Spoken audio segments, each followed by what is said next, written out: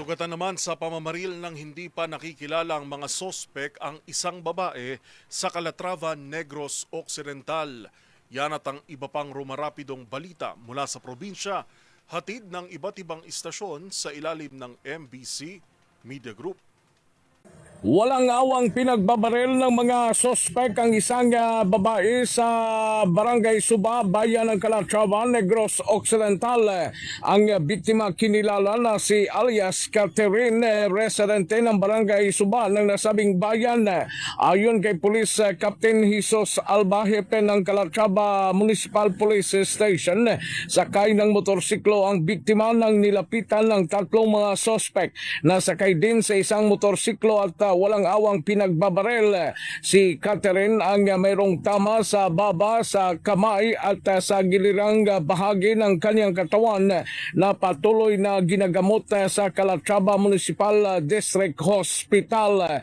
Na-recover ng kapulisan ang mga empty shells at slugs ng kalibre 45 na baril na ginamit ng mga suspect sa nasabing krimen.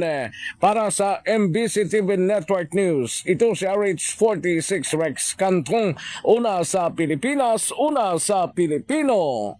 Nasawi ang isang lalaki habang dalawa pa ang nasugatan matapos magsalpukan ang dalawang motorsiklo sa Provincial Road ng Barangay Gamay, Borawin, Leyte. Sa investigasyon ng Borawin Municipal Police Station, binabagtas ng isang Honda XRM ang kalsada mula sa Barangay Libas patungong sentro sa bayan ng Borawin, Leyte. Kasabay nito ang isang Rossi 125 motorsiklo ang patungo naman sa Barangay Gamay. Lumalabas sa investigasyon na sinubukan ng rider ng Rossi na mag-overtake sa isang tricycle, ngunit hindi ito napansin ang kasalubong na Honda XRM na single motorsiklo na nagresulta sa malakas na bangga ng dalawang motorsiklo. Dahil sa insidente, kapwa na sugatan ng dalawang rider at ang back rider ng Rossi.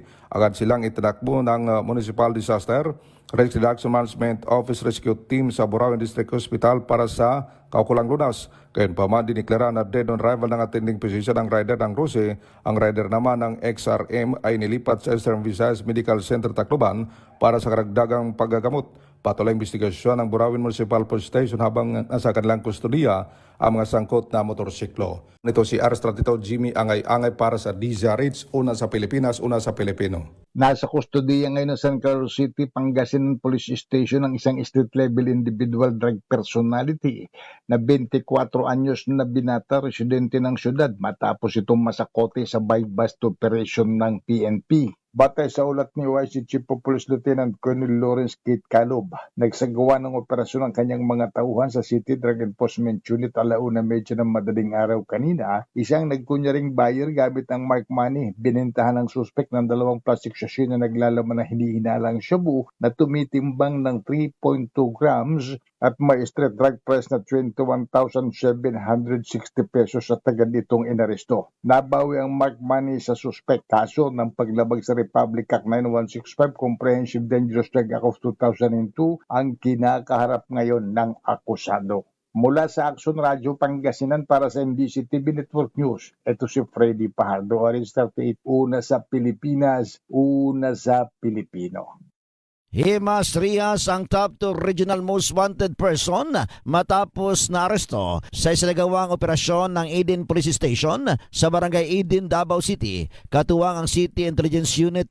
Ayon sa kapulisan, naaresto ang suspect sa bisa ng warrant of arrest na inalabas ng korte kaugnay ng kasong statutory rape at 4 na bilang ng acts of lascivious business. Sinabi ng mga otoridad na naging matagumpay ang operasyon dahil sa masusing pagpaplano at isinagawang intelligence operation upang matiyak ang maayos at ligtas na pagpapatupad ng utos ng hukuman. Hindi na rin ang laban ng suspect nang isilbi ang warrant of arrest. Dinala na sa kustodiya ng kapulisan ng narestong suspect na si alias Jirel para sa kaukulang dokumentasyon at pagsasailalim sa baga legal na proseso. Ayon sa Eden Police Station, bahagi ang naturang operasyon ng pinaigting na kampanya laban sa kriminalidad at sa patuloy na pagtugis sa mga wanted person. Hinikayat din ito ang publiko na makipagtulungan sa mga otoridad upang mapanatili ang kapayapaan at kayusan sa komunidad. Para sa MBC TV Network News, ito si June Suter, una sa Pilipinas, una sa Pilipino.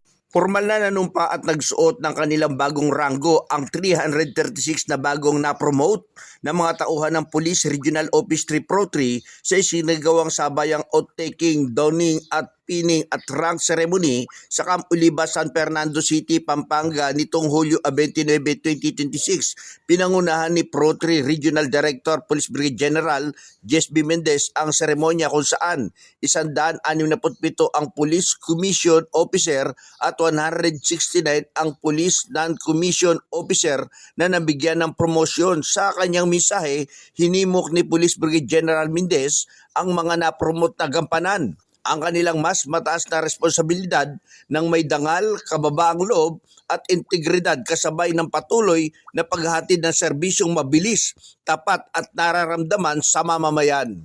Para sa MBC TV Network News, RH37, Danny Kumilang, una sa Pilipinas, una sa Pilipino.